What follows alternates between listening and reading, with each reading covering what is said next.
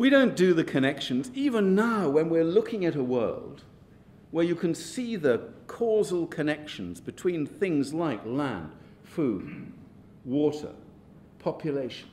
I haven't even mentioned climate change, all that kind of stuff. We really don't join the dots. I do just want to remind you, this is not a story about the poor world, about developing and emerging economies, and we don't have to worry about it in the rich world. Population matters, and my own organization, Forum for the Future, we have always demonstrated that this is a rich world and a poor world story, not one or the other. Forum for the Future produced a report last year in 2010 called Growing Pains, where we looked at the issue of increased population growth here in the UK over the course of the next 10 years. And our population here in the UK is going to grow from around 61 million, where it was at the end of last year, to around 70 million by 2030, thereabouts. These are, as the Office of National Statistics continues to remind us, these are only projections. They are not guarantees, they're projections. But most people now think that our population will continue growing through the course of the next 15 years, and by around 2030, we will have a population here in the UK of around 70 million. Our report said, do we think that's a smart thing? Do we think in the UK, which is already one of the most densely populated countries in Europe, do we think it's a good idea simply to accept that the population of the UK will increase? And should we be having a civilized, intellectually coherent debate about the benefits of growing population versus the disbenefits of a growing population? Very hard to engineer that kind of debate, I can assure you. We had a few little polite reviews of our report. We had the Royal Commission on Environmental Pollution getting very cross about it, which was hugely reassuring to me. We had a few other NGOs saying that this was a useful contribution to the debate, but nothing else, refusing to join the debate, just simply commenting on the fact that it was good that a debate was going on. And maybe that was because here in our own country, we find it very difficult to deal with these issues without lurching into some kind of very controversial either-or debate wrapped up with religion, with immigration, with complex issues to do with social policy. So if, like me, you think it would be better to have a gently declining population in the UK, not a rapidly rising population, the first thing that you're entitled to ask me is, well, what are you going to do about it? What would you do about it if you were sitting there in a government today? And it's true that the things that you can do about it are nothing like as effective as one might want, but I would start with some basics. I would start with the fact that 40% of pregnancies in the UK are unwanted pregnancies. 40%. It's pretty mind-boggling. Even though that number has actually been reducing gently over the last few years, we are still the country in Europe that has the highest number of unwanted pregnancies.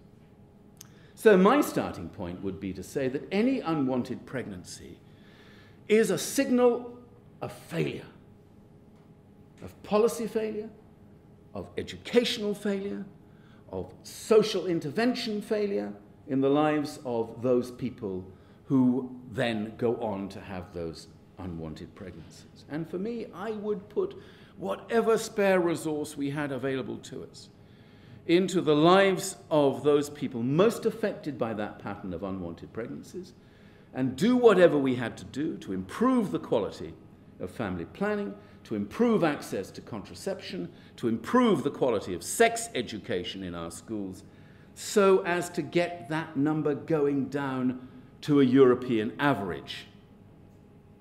And there are many countries in Europe that have less than 15% of unwanted pregnancies. What is it about us? Does anybody really suppose that the UK couldn't do that? An American citizen who forgoes having one child would save 9,441 tons of CO2. 6 times as much, on average, as the amount of CO2 they would emit in their own lifetime, or the equivalent of making around 2,500 return plane trips between New York and London. If the same American drove a more fuel-efficient car, it doesn't mean much in America, by the way, but nonetheless, drove a more fuel-efficient car, drastically reduced his or her driving, installed energy efficiency appliances throughout their home, used a more efficient way of reducing the heating bills, replaced a household refrigerator, recycled all household paper, glass, and metal, he or she would save less than 500 tons. Now, that's quite an interesting piece of work. So doing all the right on carbon-friendly, environmentally friendly things that we're all being exhorted to do by people like me would save around 500 tons. Having one less child would save 9,500 tons. It's quite a big difference. It's quite a big difference. And the weird thing to me is, most of my colleagues in the Green Movement, and some of you may be sitting out there now, would be spitting tin tacks at me bringing it to their attention that all the worthy things they're doing, marginally to reduce their carbon footprint, are relatively insignificant in comparison to the choice that you make about one additional child. We compared what effect you can get by spending your money on family planning, this is in the developing world primarily, on family planning, versus what you would get in terms of carbon saved if you invested in renewable energy or energy efficiency. And this is the simple summary here. The $7 cost of abating 1 ton of CO2 from using family planning compares with $24 for wind power, $31 for solar, $57 for coal plants with carbon capture and storage, $92 for plug-in hybrid vehicles, and $131 for promoting electric vehicles. Many organizations in the Green Movement, and indeed in the developing movement, the social justice and poverty campaigns, many of them say, population, okay, it's important, but it is nothing like as important as consumption in the rich world. And you and everybody else should be focusing on reducing consumption in the rich world, because that matters a great deal more than going after unmet demand for contraception in the poor. Again, have they got a point? Of course they've got a point. Should we be worried about overconsumption in the rich world? Of course we should be worried about overconsumption in the rich world. Should we be campaigning about it?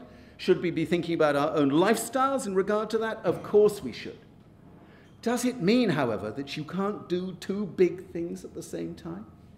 That even as you address overconsumption in the rich world, you're somehow precluded from addressing family planning issues? I'm going to confiscate that in a moment.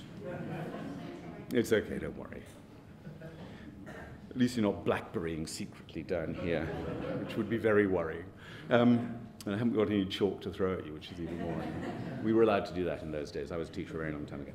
So it really worries me that they think that because you're not focusing on consumption, that somehow you're missing the point about big global sustainability type issues. Well, look, all I want to leave you with tonight is the thought that we have learnt a lot about the state of the world and our impact on it over the last 40 or 50 years. A lot. And we know how to deploy that knowledge now to do lots of different things. And even as we address consumption-related issues, so we must begin to address these population-related issues. Because if we don't do that, we are missing a massively important part of the total picture. And for what reason?